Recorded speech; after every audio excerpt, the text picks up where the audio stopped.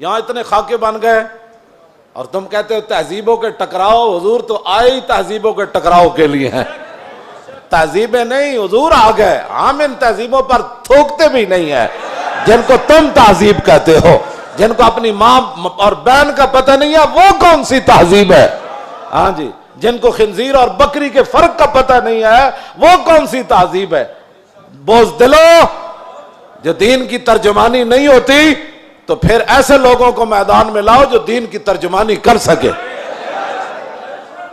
دین کے لبادے بھی اوڑے ہوئے اور جناب بڑے بڑے جبے اور دستاریں بھی تم نے پہنی ہوئی ہیں اور حضور کی عزت پر بات نہیں کر سکتے تم. اور تمہاری یہ عزتیں کس کے لیے ہیں؟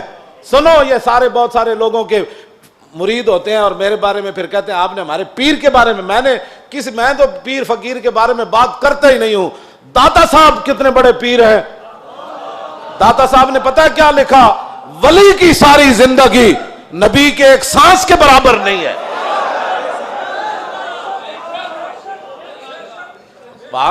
صرف نبی کے امام الانبیاء کے تو خلق سے اولیاء. یہ داتا صاحب کشف المحجوب وچ لکھی گل ہن گل کرو تسی. جدوں حضور دی عزت دی گل آوے تے پھر کھڑا کوئی نہ ہوئے پھر وہ پیر ہے. تے پھر اپنی جاناں بچائے تے اپنے جناب ادارے بچائے تے اپنے خانقاہاں بچائے. رسول اللہ کی تو سانس کی بھی کروڑوں حصے کرو نا پھر بھی اس کی ساری زندگی اس کے برابر نہیں ہو سکتی. کروڑویں حصے کے بھی. یہ تو داتا صاحب نے صرف انبیاء کی بات لکھی ہے. رہ گئی حضور کی بات تو خلق سے اولیاء اور فاق النبیین فی خلق وفی خلق ولم یدانو فی علم ولا کرم وکلہم من رسول اللہ ملتمس غرفا من البحر اور رشفا من الدیم وواقفون لدے عند حد من نقطۃ العلم او من شکلۃ الحکم. ایدہ تو میں ترجمہ نہیں کر سکتا انبیاء دی عظمت دی وجہ. امام بوصیری گل کتھے جا کے کی تھی کہ حضور دی شان کتھے جا کے ہے. فرمایا سارے انبیاء اور رسل حضور سے یہ عرض کرتے رہے کہ حضور اپنے کرم کا ایک چھینٹا ہمیں بھی عطا فرما. وَكُلُّهُم مِّن رَّسُولِ اللَّهِ مُلْتَمِسٌ غَرْفًا مِّنَ الْبَحْرِ اور رَشْفًا مِّنَ الدِّيَمِ. یا اپنے سمندر سے ہمیں ایک چلو عطا فرما دو. اے لفظ اے شیر ہوندا نا دائیں بائیں تے حضور نے تو سنیا سی بوسیری نو چادر دیتی جے دے وچ کوئی گل ہوندی تے حضور نے فرمانا سی بوسیری اے شیر کٹ دے.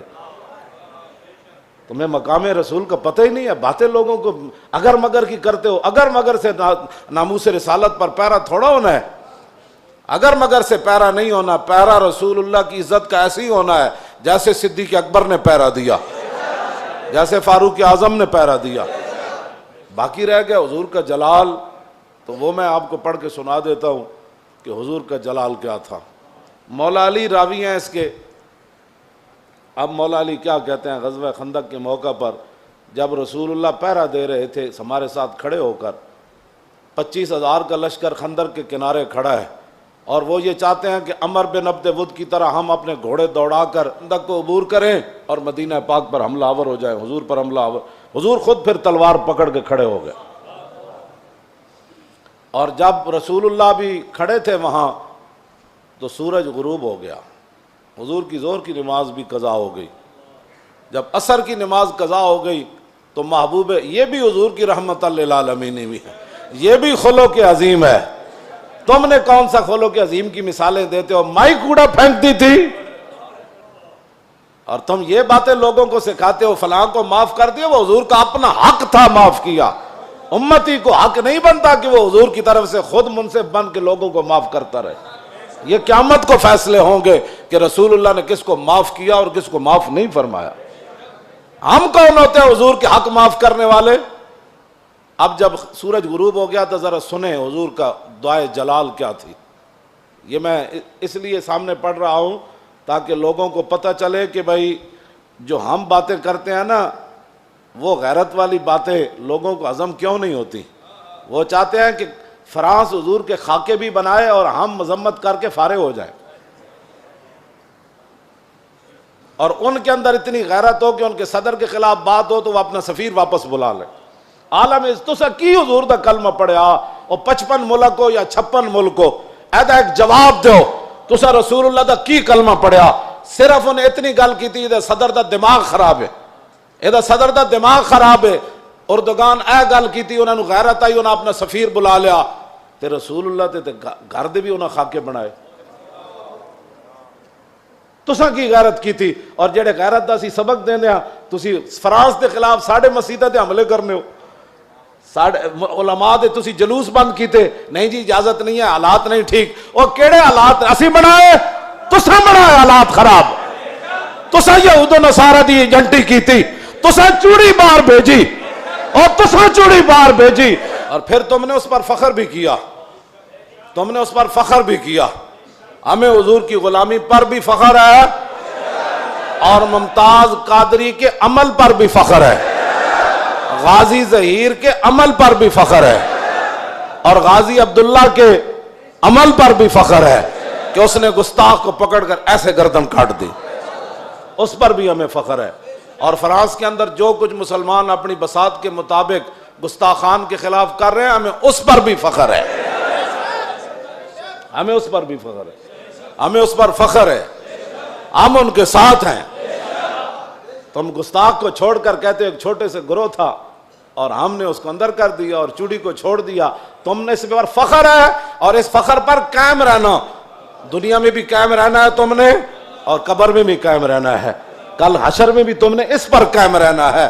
اور ہم دنیا میں بھی قائم کھڑے ہیں کہ ممتاز قادری کے ساتھ کھڑے ہیں، ہم تمام غازیان اسلام کے ساتھ کھڑے ہیں، ہاں جی، تمام محافظان ناموس رسالت کے ساتھ کھڑے ہیں، ہمیں اس پر فخر ہے، اور ہم کل قبر کے اندر بھی ہمیں اس پر فخر ہے، اور کل قیامت والے دن تو پھر بات ہی رسول اللہ کی ہے۔ حضور کا جلال دیکھیں، حضور کا جلال دیکھیں، حضور نے کیا فرمایا؟ جب سورج غروب ہو گیا تو ان علی، مولا علی کہتے ہیں ان رسول اللہ صلی اللہ علیہ وسلم قال یوم الخندق ملا اللہ بیوتہم وقبورہم نارا کما شغلونی عن الصلاۃ الوسطی حتی غابت الشمس۔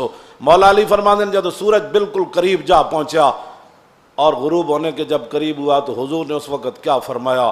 یا اللہ، انہوں نے ہمیں عصر کی نماز نہیں پڑھنے دی، اب ان کا کیا علاج ہے؟ یا اللہ ان کے گھر بھی، ان کی قبریں بھی آگ سے بھر دے۔ یہ بھی تو بتاؤ نا خلق عظیم، یہ بھی لوگوں کو بتاؤ۔ کہتے حضور نے یہ جملہ فرمایا، ادھر سورج غروب ہو گئے، تو یہ بھی بتاؤ کہ رسول اللہ نے کیا بات فرمائی پھر اس موقع پر۔ یہ تم نے حدیثیں سنائی ہوتی نا تو کسی کافر کی جرت نہیں تھی کہ وہ حضور کے بارے میں بات کرتا۔